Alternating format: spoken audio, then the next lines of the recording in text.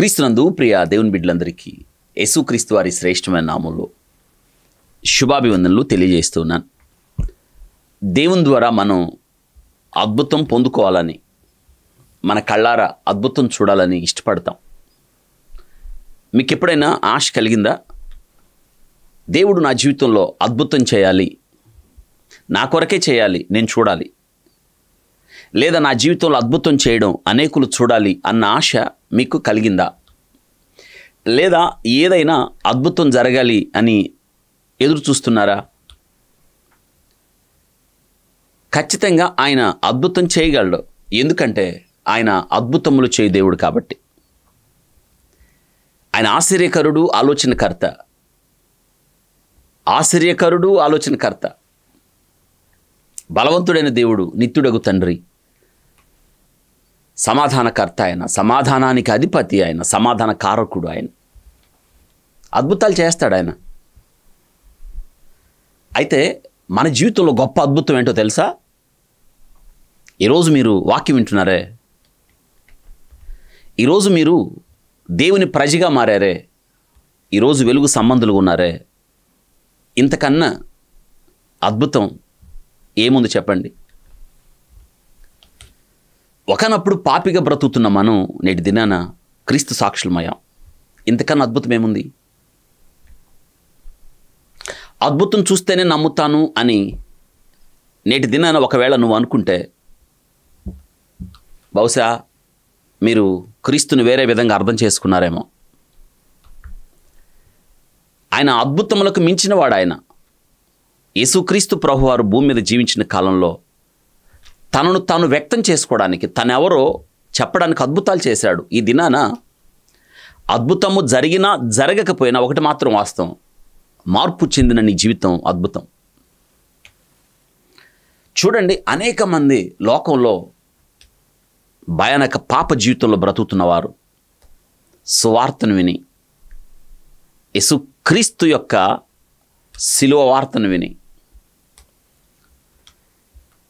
వారి జీవితాలు ప్రభువుకు సమర్పించారే, వారు జీవిస్తున్నది అసలు జీవితమే కాదని, వారు వెళుతున్న మార్గం భయానకమని, క్రీస్తు శిలువ చెంతకు వారు వచ్చిన మీదట వారి జీవితాలు మారే. వాక్యము, ఈ సువార్త వారి జీవితాలను వారిని గుచ్చినప్పుడు వారిలో పెళ్ళు బిక్కిన పశ్చాత్తాపం ద్వారా శిలువ యొద్దకు పరిగెత్తారే, తద్వారా వారికి లభించిన శ్రేష్టత. ఇంతకన్నా అద్భుతం ఏముంది చెప్పండి? ఇదే కదా అద్భుతం.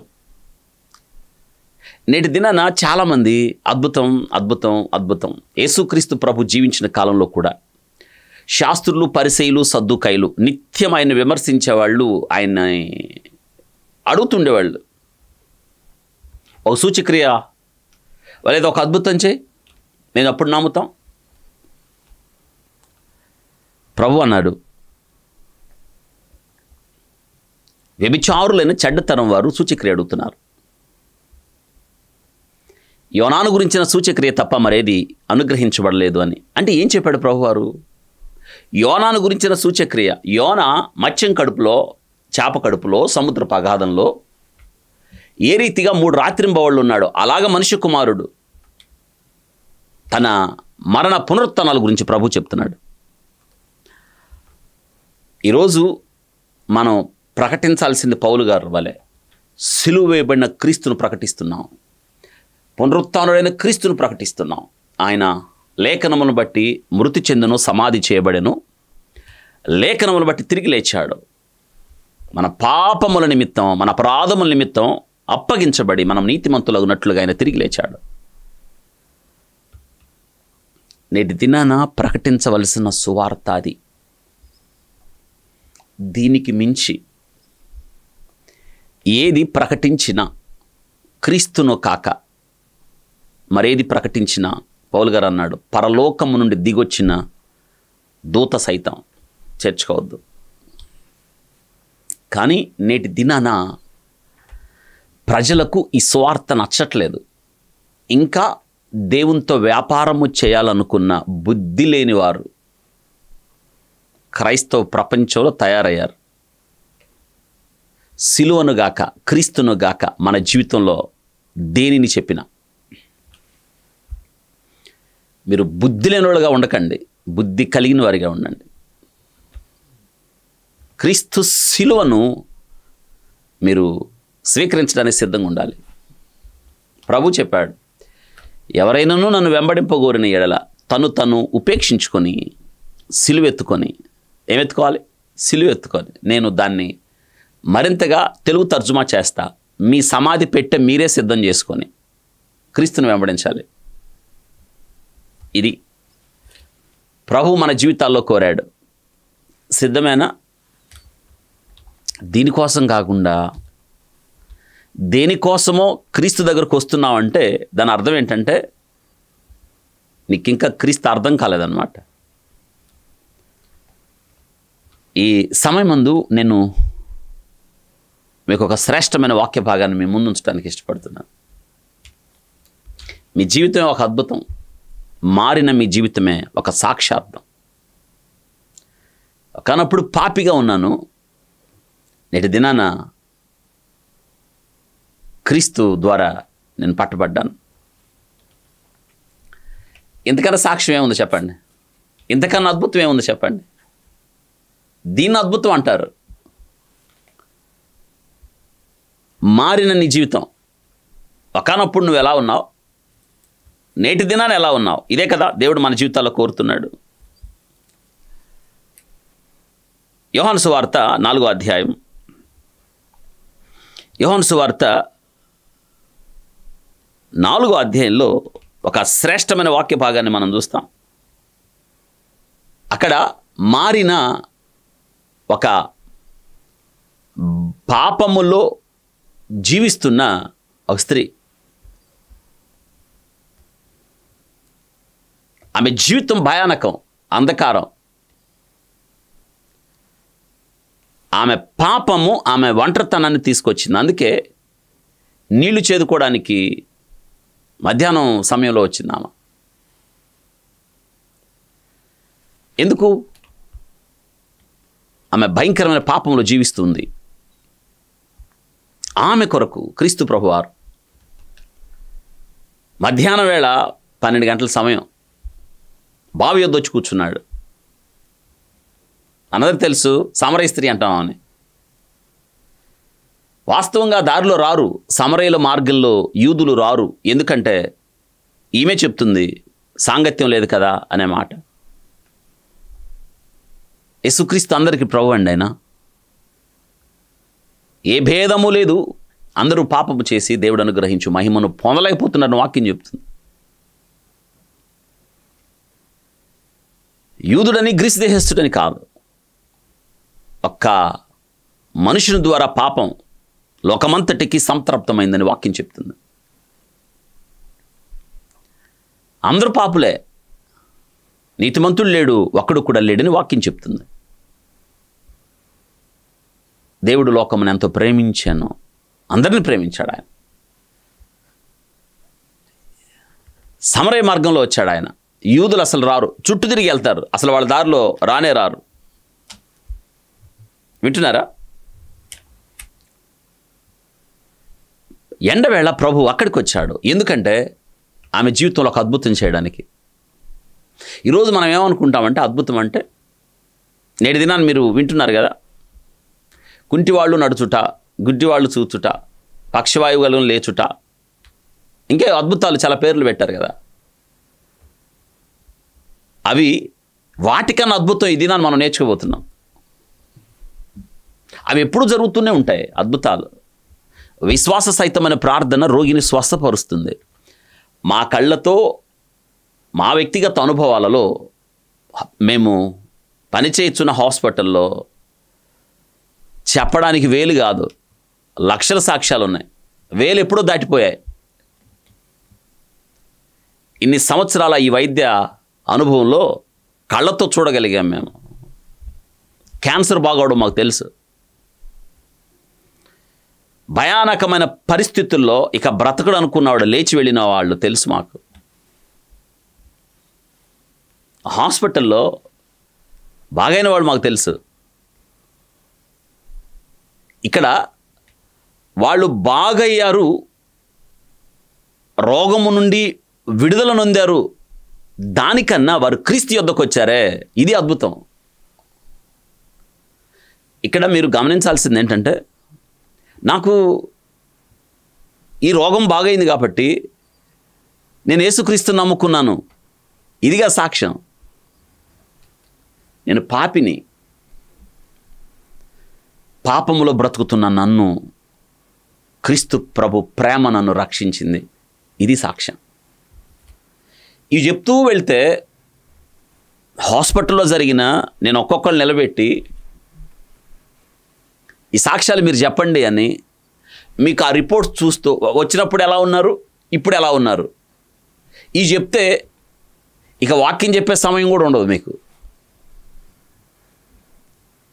వాక్యపు యొక్క వెలుగులో సాక్ష్యాలు అవి కాదు, ఇక్కడే కాదు సాక్ష్యాలు జరుగుతున్నాయి. గుడికి పోయినోడికి కూడా జరిగిన సాక్ష్యాలు నేను విన్నాను, నాకు చెప్పారు. నాతో ఒక ఆమె జుట్టంతా ఊడిపోయింది, ఆమెకి ఎలోపేషియా అంటారు, జుట్టంతా ఊడిపోయింది. ఆమె చాలామంది ఎండోక్రైనాలజిస్ట్ దగ్గరికి వెళ్ళింది. వెళ్ళింది నాతో చెప్తుందామా. ఆమె ఢిల్లీ కూడా వెళ్ళిందామా. ఆమెకున్న ఆర్థిక స్థితిని బట్టి 2 సార్లు యుఎస్ వెళ్ళిందామా. ఇక్కడ ఒక విషయం మీకు చెప్పాలి. ఆమెకి చాలా చాలా మెడిసిన్స్ వాడింది, మందులు వాడిందామా. ఆమెకి ఎవరు చెప్పారు ఏంటో తెలుసా, నువ్వు టిబెట్ వెళ్ళు. ఎప్పటికి ఉందండామా, నువ్వు టిబెట్ వెళ్ళు, అక్కడ బౌద్ధ గురువులను కలు, నీకు వాళ్ళకి జుట్టు ఉండదు కదా, వాళ్ళు బోడిగుండు చేసేసుకుంటారు, నువ్వు వాళ్ళ దగ్గరికి వెళ్ళు అని ఆమెకు ఎవరో వాళ్ళకి సంబంధించిన వాళ్ళు సలహా ఇస్తా వెళ్ళిందంట. వెళ్తే ఏమైందో తెలుసా, ఆమె కెంటుకులు తిరిగి వెళ్ళింది, వాళ్ళని కలిసింది, వాళ్ళ మధ్య ఉంది, వాళ్ళు ఏదో చెప్పారు, ఏం చేశారు తెలీదు. ఆమె చెప్తుంది నాతో, ఇదిగో నాకు జుట్టు వచ్చింది అని. నేను ఆమెను చూసినప్పుడు నేను నమ్మలేదు. ఆ తర్వాత ఫోన్లో చూయించింది నాకు, నేను ఆశ్చర్యపోయాను. దాని మీద నేను మాట్లాడటం లేదు, కానీ ఒక విషయం చెప్తున్నాను. ఆమె ఎవరి గురించి చెప్పాలి సాక్ష్యం, ఏమని చెప్పాలి సాక్ష్యం? ఆమె కళ్ళతో నాతో చెప్తుంది, నా కళ్ళతో నేను చూశాను. అవి ఈ దినాన అద్భుతాలు జరిగితే చూస్తాము, అప్పుడు నమ్ముతాము అంటే దాన్ని ఏమనాలి?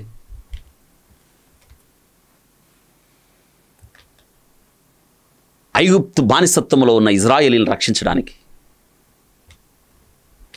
విమోచించడానికి, వారిని వెలుపలకు తేవడానికి దేవుడే దిగొచ్చాడు, మోషేను పంపిస్తున్నాడు. మోషే మొదట ససేమిరా అంటాం, నేను వెళ్ళను అంటాం, ఎవరినైనా పంపించు అంటాం, నోటి మాంద్యం కలిగిన వాడిని కదా అంటాం, నేను వెళ్ళినా నమ్మరు అంటాం.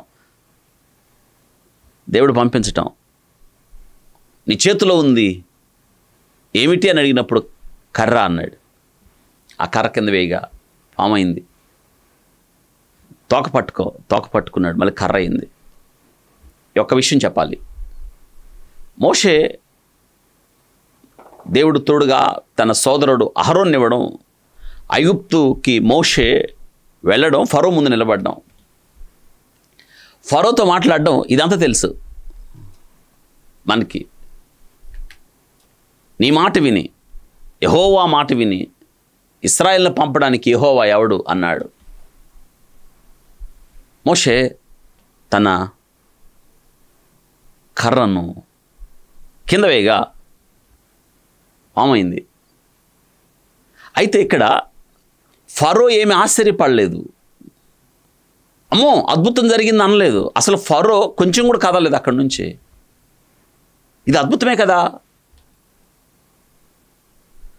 ఇప్పుడు ఫరో ఏం చేశాడు, తన దగ్గర ఉన్న మంత్రగాళ్లను, శకునగాండ్రు మొత్తాన్ని పిలిచాడు. అందరూ వచ్చారు, వాళ్ళ చేతిలో కర్రలు ఉన్నాయి, అందరి చేతిలో ఉన్నాయి దండాలు. వాళ్ళు ఏం చేశారు, ఆ కర్రల కింద వేశారు. ఏమైంది, పాములు అయ్యాయి, అన్ని పాములే. ఇప్పుడు దీన్ని ఏమనాలి మనం? ఇప్పుడు మోషే చేతిలో కర్ర పామైంది, మరి వాళ్ళ చేతుల్లో కర్రలు కూడా పాములు అయ్యాయి కదా, దాన్ని ఏమనాలి? వాళ్ళు చెప్పచ్చు కదా అద్భుతం అని, చెప్పచ్చు. అయితే అక్కడ జరిగింది ఏంటంటే, మోషే చేతి కర్ర మిగతా కర్రలు పాములు అయ్యాయి, వాటిని మింగేసింది. మిగిలింది ఒకటే, మోషే చేతి కర్ర పాముగా మారింది. ఇప్పుడు దేవుడు అంటున్నాడు తోక పట్టుకో అని. తోక పట్టుకున్నాడు, మళ్ళీ కర్ర అయింది. ఏంటి దీని అర్థం? మోషే దేవుడు సర్వశక్తి కలిగిన దేవుడు. ఈ లోకంలో దేవతలు అనబడిన వారు ఉన్నారు, వాటికి శక్తి ఉందంటే ఉంది, కానీ ఆయన సర్వశక్తిమంతుడా. దాగోను దేవత గుడిలో మందస్సాన్ని పెట్టినప్పుడు ఫిలిస్తీన్లు, దాగోను దేవత బోర్ల పడెను, ప్రాణమిల్లెను.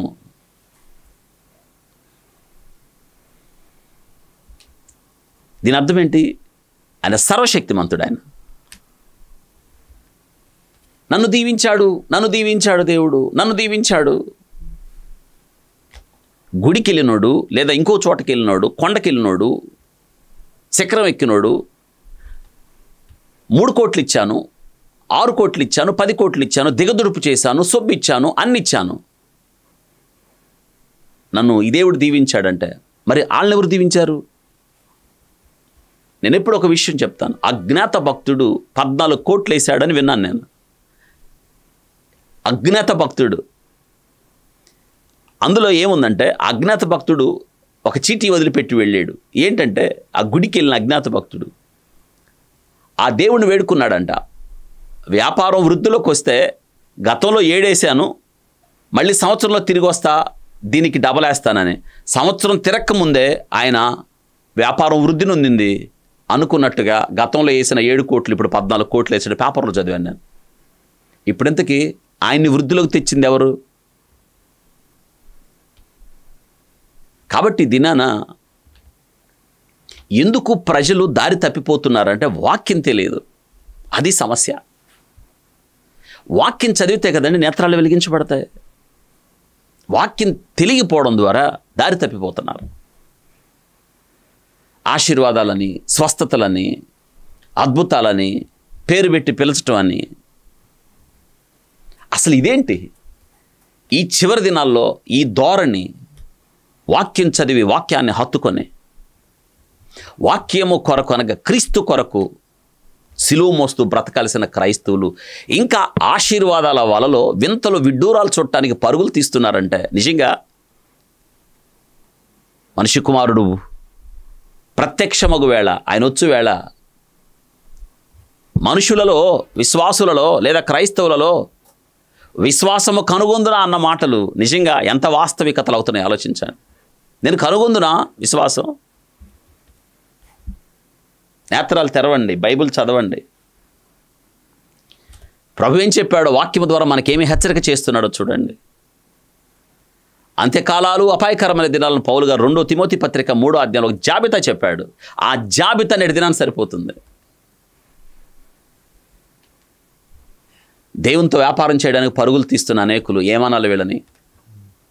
ఎందుకు వెళ్తున్నావు అంటే నాకు స్వస్థత కావాలి, ఎందుకు వెళ్తున్నావు అంటే నాకు ఉద్యోగం కావాలి, ఎందుకు వెళ్తున్నా నాకు కడుపులో గడ్డగారు కావాలి, ఎందుకు వెళ్తున్నా నాకు క్యాన్సర్ అని చెప్పారు, ఎందుకు వెళ్తున్నావు అంటే నాకు వైరస్ సోకింది, నాకు ఊపిరితిత్తులు పాడైపోయాయి, నాకు ఎయిడ్స్ వచ్చింది, అందుకు వెళ్తున్నారా? అప్పులు తీరాలని వెళ్తున్నారా?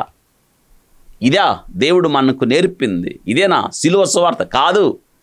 దీని కొరకు అనుకుంటే, దీని కొరకే నువ్వు పరుగులు తీస్తున్నావంటే దేవుణ్ణి మరోలా అర్థం చేసుకున్నావు, ఆయన్ని వ్యాపారం చేస్తున్నావు, వ్యాపారానికి అప్పగిస్తున్నావు.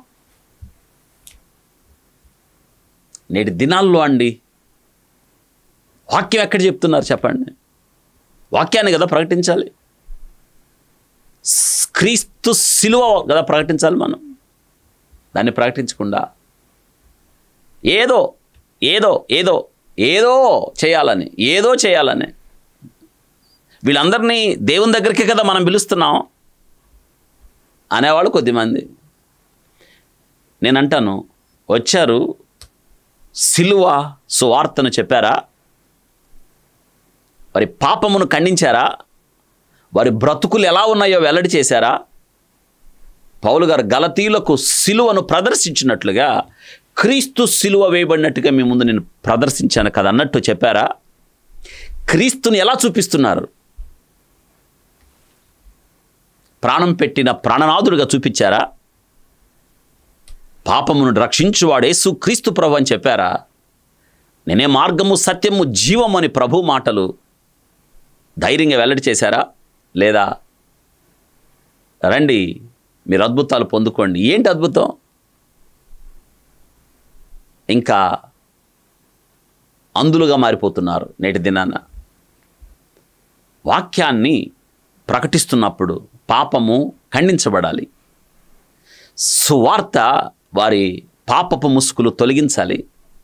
సువార్త వారికి గుచ్చబడి వారి పాపము ఒప్పించబడి పశ్చాత్తాపం రావాలి.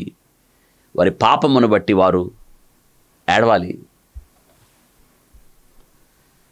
ఇది జరగాలి. అద్భుతం అంటే ఏంటో తెలుసా? నాకు రోగం పోయింది కాబట్టి, లేదా నాకు ఉద్యోగం వచ్చింది కాబట్టి ఇది కాదు.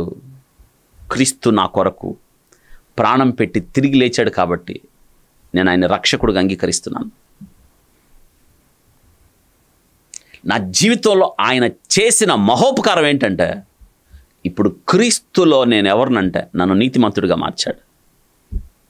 క్రీస్తులో నాకు మార్గం దొరికింది. క్రీస్తులో నాకు అతి పరిశుద్ధ స్థలంలో నాకు ప్రవేశం దొరికింది. యేసు క్రీస్తు ద్వారా. ఇది అద్భుతం. పాపిగా ఉన్న నా బ్రతుకు, నా జీవితం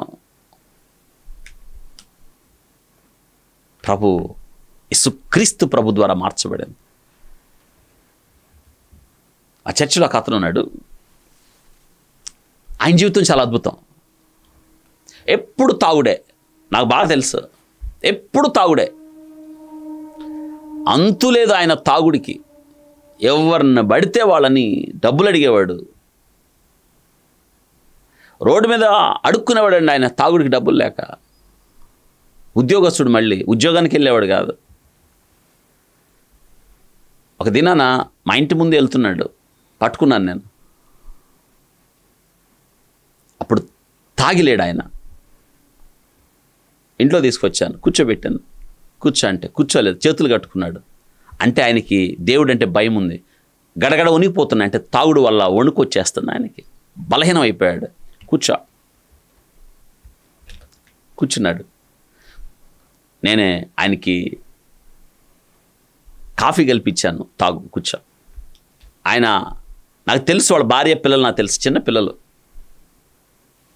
నేను ఆయన అడిగాను, ఇంకెంతకాలం తాగుతావు? ఇప్పటిదాకా తాగి నువ్వు సాధించింది ఏంటి? అక్కడి నుంచి మొదలు పెట్టానండి. నేను నీకు తెలుసు కదా, బాగా తెలుసు.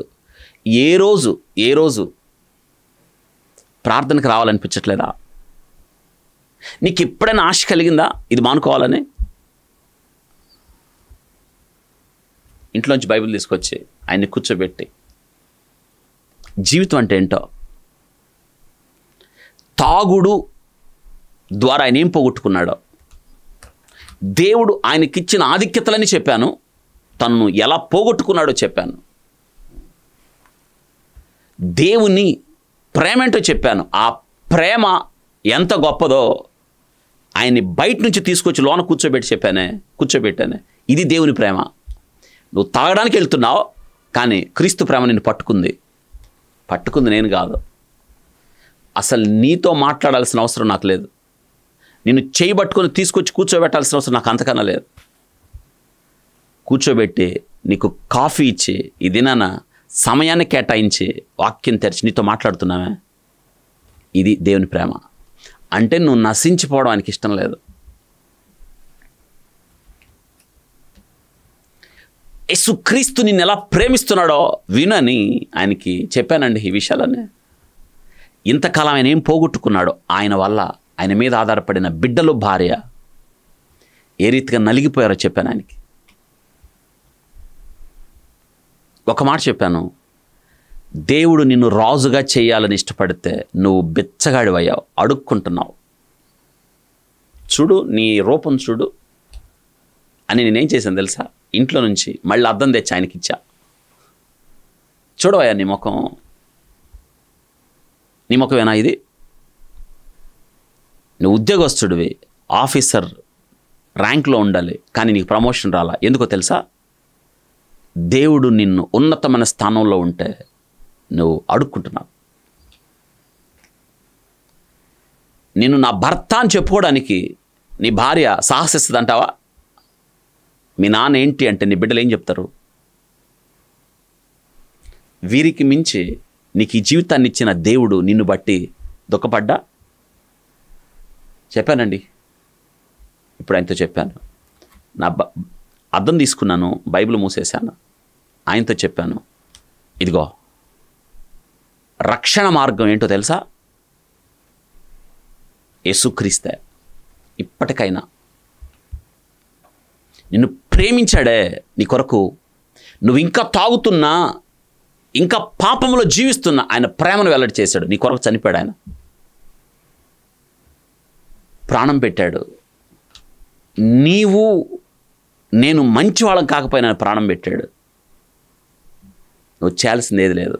ప్రభువా నన్ను క్షమించు ప్రభువా, నేను పాపి, నన్ను ఒప్పుకుంటున్నాను, నా జీవితాన్ని కోల్పోయాను చాలా వరకు, నన్ను లేవనెత్తు ప్రభువా.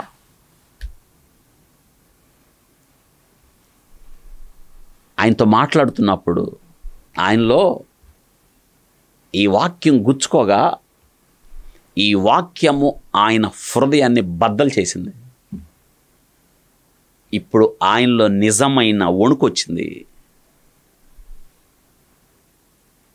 కుర్చీ మీద నేనే కూర్చోబెట్టాను ఆయన్ని. కింద పడ్డాడు, కింద కూర్చున్నాడు, దొర్లాడి ఏడ్చాడు. నాకు బాగా గుర్తు. ఇది అద్భుతం. ఎట్లా ఏడ్చాడు తెలుసా? ఏడవని వదిలేశాను నేను ఆయన్ని లేపిన తర్వాత అన్నాను, ఇప్పుడు నువ్వు తాగాలంటే తాగు, ఇంటికి వెళ్ళాలంటే వెళ్ళు, నీ ముందు 2 మార్గాలు ఉన్నాయి.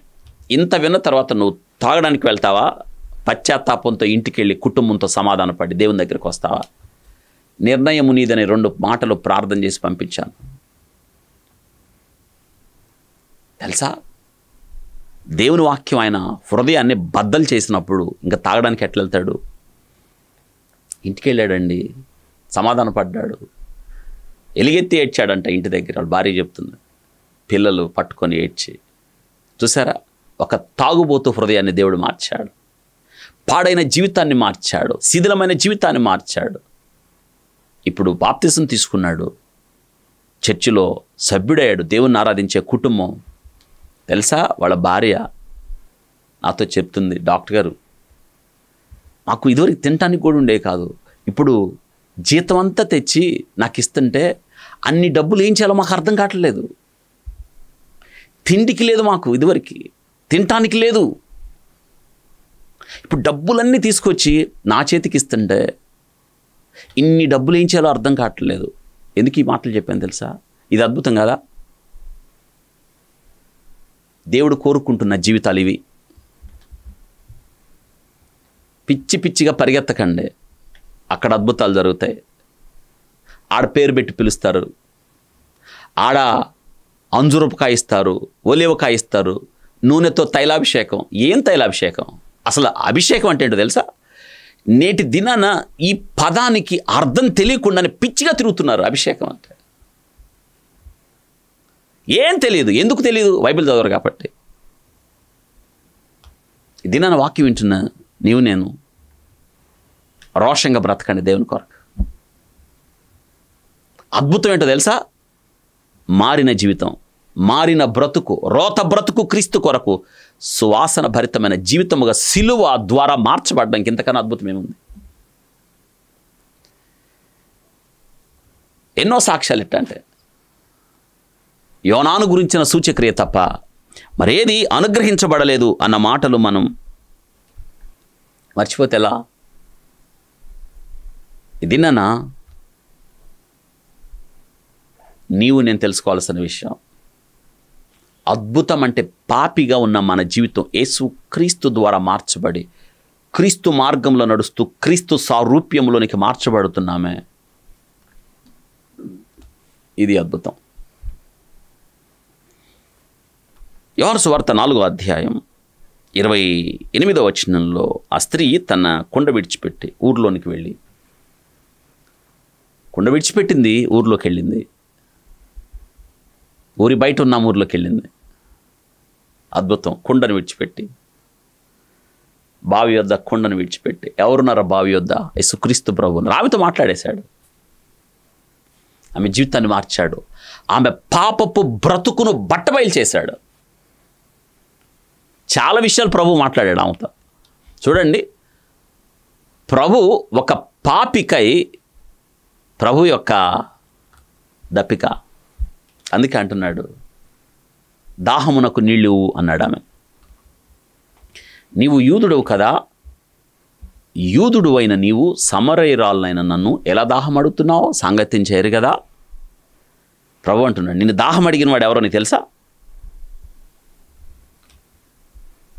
వారి మధ్య సంభాషణ జరుగుతూ ఉంది. చివరికి ఆమె ఎంత గొప్ప మార్పులోనికి వచ్చిందో చూసారా?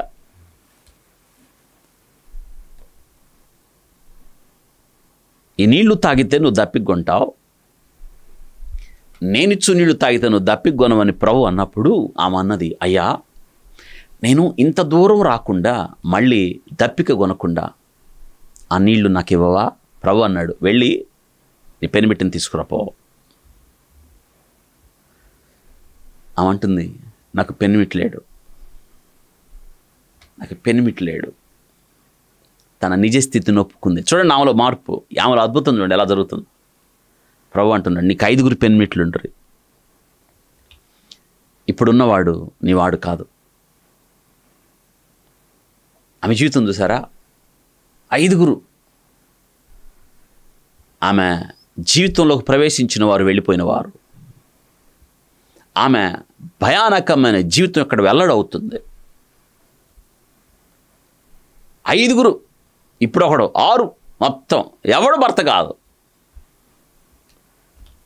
ఆమె పాప జీవితం చూడండి ఎలా ఉందో. 6 మానవుని సంఖ్య. మానవుడు 6 సంఖ్యలో తిరిగినంతకాలం తను ఎప్పుడు కూడా పరిపూర్ణుడు కాలేడు, అసంపూర్ణుడే. దప్పిక తలమటించేవాడు పాప జీవితంలో తన దప్పికను తీర్చుకోవడానికి వెతుకుతున్నవాడే. ప్రతికే అంటున్నాడు, నీ పెనిమిటిని తీసుకురాపో అంటే పెనిమిటి లేడు అంటే నన్ను భరించేవాడు లేడు, నన్ను సహించేవాడు లేడు, నన్ను మోసేవాడు లేడు, నన్ను ఆదరించేవాడు లేడు, నా దప్పికను తీర్చేవాడు లేడు, నన్ను లేవనెత్తేవాడు లేడు, నాకు ఆధారమైన వాడు లేడు అంటున్నావా? దాని అర్థం అది. నీకు 5 ఉన్నారు, ఇప్పుడున్నవాడు నీ వాడు కాదు, 6వ వాడు. 6 మానవుని సంఖ్య. అందుకే ఆమె ఏం చేసింది తెలుసా? ఎప్పుడైతే ప్రభు ఈ మాట చెప్పాడో, ప్రభు ఒక మాట అన్నాడు, సత్యమే చెప్పితివి. తన కొండను విడిచిపెట్టి, పాత జీవితాన్ని విడిచిపెట్టి, రోత బ్రతుకుని విడిచిపెట్టి, పాప నైజాన్ని విడిచిపెట్టి ఈ లోక దప్పికను తీర్చుకోవడానికి వచ్చిందామా, లోక జీవితాన్ని సంతృప్తి పరచుకోవడానికి వచ్చిందామా. కొండను విడిచిపెట్టి 7వ వాడిని ధరించుకుంది, అదే క్రీస్తును ధరించుకుంది. ఆమె ఊరిలోకి వెళ్ళడానికి ముందు తన పాప స్థితిని క్రీస్తు ముందు ఒప్పుకొని, క్రీస్తును ధరించుకొని, క్రీస్తు సహవాసంలో ఊరిలోకి వెళ్ళి ఆమె అంటుంది, నేను చేసినవన్నీ నాతో చెప్పినవన్నీ నేను చూశాను. ఆయన క్రీస్తు కాడా, ఆయన మెషయ్య కాడా? ఎంత బాగుంది. నేను చేసినవన్నీ నాతో చెప్పాడు. ఇది తన జీవితాన్ని బట్టబయలు చేసిన క్రీస్తు ప్రభును మోసుకొని ధరించుకొని 7వ వాడు ఆమె ఊర్లోకి వెళ్ళి, ఇంతకుముందు ఊర్లోకి వెళ్ళలేదు కదా. ఆమెను చూసిన వాళ్ళు ఆశ్చర్యపడ్డారు. ఆమె మధ్యాహ్నం ఎందుకంటే నీళ్లు చేదుకోవడానికి వచ్చింది అంటే ఎవరి కంట పడకూడదని. ఇప్పుడు అందరి కంట పడాలి. ఆమె చెప్పే మాటలు చూడండి, ఆమె సాక్ష్యం ఏంటో తెలుసా? వినండి. రండి, దేవుడు నా గడ్డ గరిగిచ్చాడు, నాకు చూపిచ్చాడు, నా తలనొప్పి తగ్గించాడు, లేదా నాకున్న రోగం పోయింది, నాకు చెయ్యి వచ్చింది, కాలు వచ్చింది, నా అప్పులు తీరిన, ఇల్లు కట్టుకున్నాను, నేను సొమ్ము చేయించుకున్నాను, 3 అంతస్తులు బిల్డింగ్ కట్టాను, అందుకే నేను దేవుడు నమ్ముకున్నానని చెప్పలా. వింటున్నారా? ఎంత దూరం అయిపోయింది చూడండి సాక్ష్యాలంటే. నాకు సాక్ష్యం చెప్తుంది ఎక్కడో మొత్తాన్ని. ఆ ప్రార్థనకి వెళ్ళిన తర్వాత, అయ్యగారు ప్రార్థన చేసిన తర్వాత ఆమె ప్రార్థనకి వెళ్ళిన తర్వాత 3 అంతస్తులు బిల్డింగ్ కట్టిందంట. ఇంకొకటి సాక్ష్యం ఏంటో తెలుసా? బహుశా మీరు వినుంటారేమో. 6 సవర్లు దండ చేయించుకుందంట. ఎంత దారుణం అండి. లోకంలో ఉన్న వారికి అక్కడికి వెళ్ళాలనిపించింది, ఎందుకంటే వాళ్ళకు కూడా ఇల్లు కావాలి కాబట్టి. వాళ్ళకు కూడా సొమ్ము కావాలి కాబట్టి. అంటే చివరికి యేసుక్రీస్తు ప్రభుని ఇల్లు కట్టించేవాడిగా 6 సవర్ల బంగారపు దండ చేపించేవాడిగా మార్చేశారా? మారుస్తారు, ఇంకా మారుస్తారు. అందులుగా మారిపోతున్నారు క్రైస్తవులు. చివరి దినాల్లో క్రైస్తవులు ఎలా ఉన్నారో చూడండి. మనమే ఇలా ఉంటే అన్యులు ఎలా మారుతారు? వీటి గురించా దేవుడు సాక్షి చెప్పమన్నాడు? ఆలోచించండి. సాక్ష్యం అంటే ఇది. మారిన జీవితం, మారిన బ్రతుకు, క్రీస్తును ధరించుకుంది. నేను చేసినవని నాతో చెప్పాడు, రండి మీరు చూడండి అని బావి దగ్గర ఉన్నాడు. నన్ను భరించాడు, నాకు భర్తగా మారాడు ఆయన. నా భారాన్ని భరించువాడు క్రీస్తు ప్రభువారు. నా దప్పికను తీర్చాడు. ఇది సాక్ష్యం. మన సాక్ష్యాలు ఎట్టని మీరు ఆలోచించండి. ఊరు మొత్తం వచ్చారు అక్కడికి, ప్రభును కలుసుకోవడానికి వచ్చారు. ఈమె ఇంతగానే ఏమని చెప్పిందా? సాక్ష్యం అంటే అది. మారిన జీవితం సాక్ష్యం. ఈ అంత్యదిన క్రైస్తవులు, ఈ అంత్యకాలంలో జీవిస్తున్న క్రైస్తవులు, వారి మారిన జీవితమే సాక్ష్యం. మారిన బ్రతికే సాక్ష్యం. లోకంలో దేవుని కొరకు బ్రతకడమే సాక్ష్యం. మారిన వారి యొక్క నడవడిక ఒక అద్భుతం. ఇంకేం పాపంలో జీవిస్తుందా? ఊరు మొత్తాన్ని తెచ్చింది ప్రభు దగ్గరికి. ఊరు మొత్తం వచ్చారు. నిజంగా ఎంత ఆశ్చర్యమో తెలుసా? 39వ వచనంలో నేను చేసినవన్నీ నాతో చెప్పానని ఆమె సాక్ష్యం ఇచ్చిన స్త్రీ యొక్క మాటను బట్టి, చూడండి, మాటను బట్టి ఆ ఊర్లోని సమరయులు అనేకులు ఆయన యందు విశ్వాసం ఉంచారు. సాక్ష్యాన్ని బట్టి. మళ్ళీ చాలామంది మాట్లాడేవాళ్ళు ఉంటారు. దేవుడు అద్భుతాలు చేయడా అని. ఆయన పేరే అద్భుతాలు చేయువాడైతే ఎందుకు చేయడు? ప్రారంభంలో అదే చెప్పాను. రోజు చూస్తాం మేము అద్భుతాలు హాస్పిటల్లో. ఇంకేం కావాలి? ఇంకా పిల్లలు పుట్టరు అనుకున్న వాళ్ళు మా చర్చిల్లో 100 మంది ఉన్నారు. పిల్లలు పుట్టిన వాళ్ళు 10 మంది కాదు, 100 సాక్ష్యాలు ఉన్నాయి. పిల్లలు పుట్టారు కాబట్టి దేవుని నమ్ముకోవడం కాదు, ఆయన అద్భుతాలు చేయవాడు కాబట్టి. పిల్లలు పుట్టడం కన్నా ఒక వ్యక్తి పాపము నుండి రక్షించబడడం పరలోకంలో గొప్ప వేడుక. ఇది అద్భుతం. కాబట్టి అద్భుతం అంటే ఏంటంటే, ఈ జ్వరం తగ్గింది, ఉద్యోగం వచ్చింది, ప్రమోషన్ వచ్చింది, ఇవి కాదు. నువ్వు రక్షణ పొందావా? నువ్వు మార్పు పొందావా? నీ జీవితం మారిందా? నీ బ్రతుకు మారిందా? జక్కయ్య లేచి తీర్మానం చేశాడే. యేసుక్రీస్తు తన ఇంటికి వెళ్ళిన తర్వాత, దేవా ప్రభువా, నాస్తిలో సగం పేదలకు ఇస్తాను, ఎవరి దగ్గర అన్యాయంగా తీసుకుంటే 4 గంటలు ఇస్తానని ఇదే కొండను విడిచిపెట్టడం, తన ప్రాత రోత బ్రతుకును విడిచిపెట్టడం. ఇలా అనుకుందాం. ఆ తర్వాత రోజు జక్కయ్య ఆ సుంకపు మెట్టు దగ్గర కూర్చున్నాడు, ఆఫీసులో కూర్చున్నాడు అనుకుందాం. ఆయన 10 రూపాయలు కట్టించుకుంటాడు రోజు, కానీ ఈరోజు 10 రూపాయలు కట్టించుకోడు. ఎంత కట్టించుకోవాలో అంతే కట్టించుకుంటాడు. అర్థమైందా? రూపాయి కట్టించుకునే చోట 4 రూపాయలు కట్టించుకున్నాడు అనుకుందాం. ఇప్పుడు 4 రూపాయలు తీసుకొచ్చి ఇచ్చారు. జక్క ఏం చేస్తాడు? రూపాయి తీసుకొని కట్టాల్సింది రూపాయే, 3 రూపాయలు వద్దు. ఇది అద్భుతం. చూసే వాళ్ళకి అద్భుతం ఎలా కనిపించాలి? మారిన జీవితం. దేవుడు కోరుకుంటుంది ఇదే కదా. ఇది తప్ప ఏ సాక్ష్యాలన్నా పనిచేస్తాయా? వినటానికి బాగుంటాయి, మిగతాయి వినండి. సాతానుడు కూడా అద్భుతాలు చేస్తాడు. భ్రమపరుచు ఆత్మ, వింతలు విడ్డూరాలు, గారడీలు చేయిస్తాడు. వాడి పని అదే. వాడు మోసగాడు. ఈ చివరి దినాల్లో వాడి సమయం కొంచెమని వాడు చెలరేగిపోతున్నాడు. తన దూతలను ప్రయోగిస్తున్నాడు వాడు. భ్రమపరుచు ఆత్మలు. అందుకే ప్రజలు చూడండి, ప్రభు చెప్పాడు, ఇరుకు మార్గములో కనుగొని వారు కొందరే, దానిలోకి వెళ్ళేది కొద్దిమందే, దానిలో ప్రవేశింప పోరాడండి అని చెప్పాడు.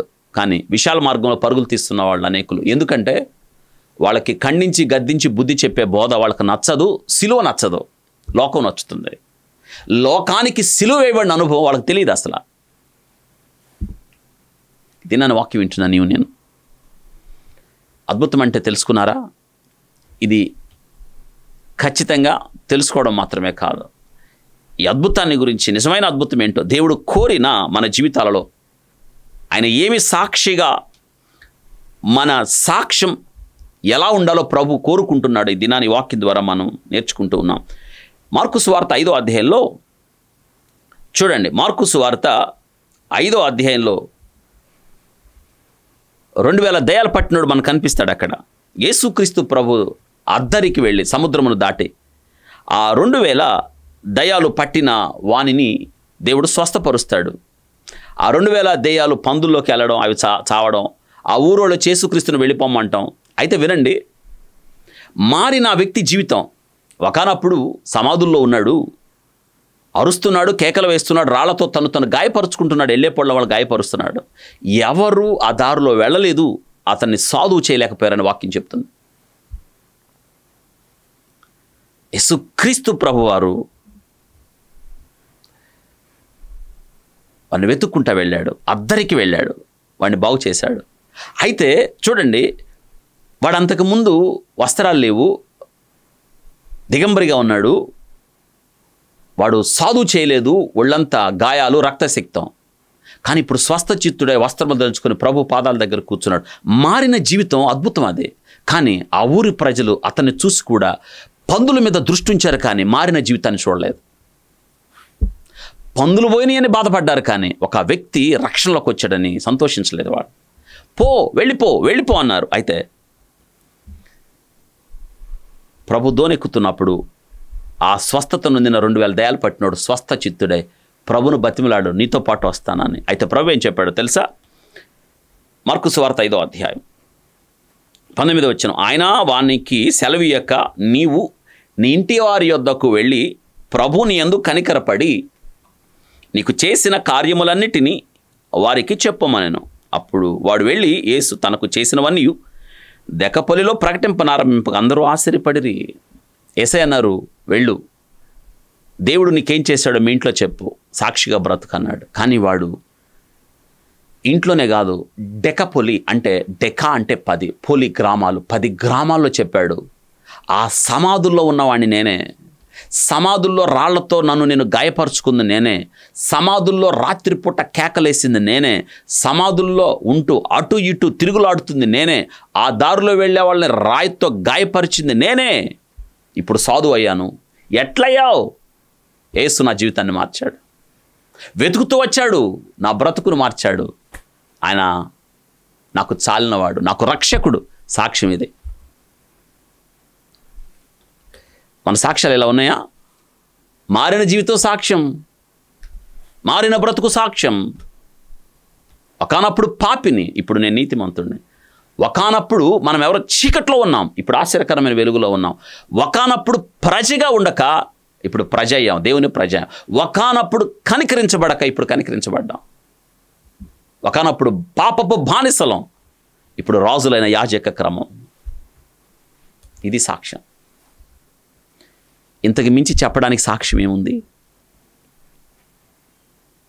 జీవితాలు మార్చుకోండి, బ్రతుకులు మార్చుకోండి, వాక్యం చదవండి, వాక్యాన్ని హత్తుకోండి, సత్యవాక్యమునకు చెవి ఇవ్వండి, కల్పనా కథల వైపు వెళ్ళకండి. కలిపి చెరిపెడి బోధలు, భ్రమపరిచే ఆత్మ, మోసపూరితమైన వాటి వైపు పరుగులు తీసి నిత్యనాశనానికి వెళ్ళకండి. లోకాన్ని ప్రేమించకండి, లోకంతో కట్టబడకండి. క్రీస్తు సిలువను హత్తుకోండి. ప్రభు చెప్పాడు, ఎవరైనా నన్ను వెంబడింపగోరని ఎళ్ళ తను ఉపేక్షించుకొని సిలువెత్తుకొని నడవాలి. ప్రారంభంలో చెప్పాను, సిలువ, శ్రమలు, కష్టాలు, బాధలు, ఇరుకులు, ఇబ్బందులు, వ్యాధులు ఏవచ్చినా పర్లేదు. క్రీస్తు ప్రేమ నుండి నిన్ను వేరు చేసేది ఏది కూడా లేదు. సిలువ అంటే నీ సమాధి పెట్టిని నువ్వే సిద్ధం చేసుకొని మోసుకుంటూ వెళ్ళిపోవాలి. క్రీస్తు కొరకు ఎప్పుడు చచ్చిపోవాలనిపించినా, ఎప్పుడు చావాల్సి వచ్చినా నీ పెట్లు నిన్నే పెట్టి సమాధి చేస్తారు. ఇది దేవుడు కోరిన శిష్యత్వం. దానికి సిద్ధమేనా? లేదా అప్పులు తీరాలని దేవుని దగ్గరికి వస్తున్నారా? లేదా 3 అంతస్తుల బిల్డింగు కావాలని దేవుని దగ్గరికి వస్తున్నారా? దేని కొరకు వస్తున్నారు? బాధలు పోవాలని, కష్టాలు పోవాలని. అసలు నీ కొరకు తను అప్పగించుకున్నాడు. ఇంకేం చేయాలి? నీకోసం తన కుమారుడైన యేసుక్రీస్తును వెనుతీయలేదు. మనందరి కొరకు ఆయన అనుగ్రహించిన దేవుడు ఆయనతో పాటు సమస్తమును ఎందుకు ఇవ్వడనుంది? ముందు మనం మన జీవితాన్ని ఆయనకి ఇవ్వాలి. మన హృదయాలలో ప్రభుకు స్థానం ఇవ్వాలి. మన పాపమును ఒప్పుకొని ఆయన శిలువ రక్తము చేత కడగబడి ఆయన బిడ్డలుగా మార్చబడాలన్నారు. ఇదే అద్భుతం. ఇంతకు మించిన అద్భుతం ఏముంటుందో చెప్పండి? ఒకవేళ ఇంకా నువ్వు పాపంలో జీవిస్తూ ఉంటే, పాపంలో బ్రతుకుతూ ఉంటే, ఇది మిక్కిలి అనుకూల సమయం. మారిన సమరయ స్త్రీ జీవితం, నేను సాక్ష్యాలు చెప్పాను మీకు. మారిన 2000 ఏళ్ళ పట్టినాడు జీవితం. ఈరోజు మారిన నీ జీవితమే, మారిన దమస్కు మార్గంలో మారిన సౌలు జీవితం పౌలుగా మారినప్పుడు అతడు ఎంత గొప్పగా దేవుని కొరకు వాడబడ్డాడు. ఇంతకన్నా ఏం సాక్ష్యం? ఇంకా ఇంకా ఇంకా ఇంత వాక్యం విని కూడా నువ్వు రక్షణ పొందకపోతే ఇప్పుడే రక్షణ పొందండి. హృదయాలలో ప్రభు స్థానం ఇవ్వండి. దేవుడి వాక్యమును మన వినికిడిలో ఆస్వాదించునుగాక. ప్రార్థన చేసుకుందాం. పరిశుద్ధుడా స్తోత్ర. దినాన్ని ప్రభా అద్భుతాల కొరకు పరుగులు తీస్తున్న ప్రజలు, దారి తప్పిన క్రైస్తవులు, ప్రభా బుద్ధి లేని క్రైస్తవులు, జ్ఞానం లేని క్రైస్తవులు, నాశనానికి పరుగులు తీస్తున్న క్రైస్తవులు, అక్కడేదో ఉందని ఇక్కడేదో ఉందని పరిశుద్ధ గ్రంథాన్ని విడిచిపెట్టి చదవకుండా ప్రభా రకరకాల వాటి కొరకు, ఇంకా లోకంలో ఉన్న వాటి కొరకు మిమ్మల్ని వాడుకోవడం ప్రభా ఈ దినాన మేము చూస్తూ ఉన్నాం.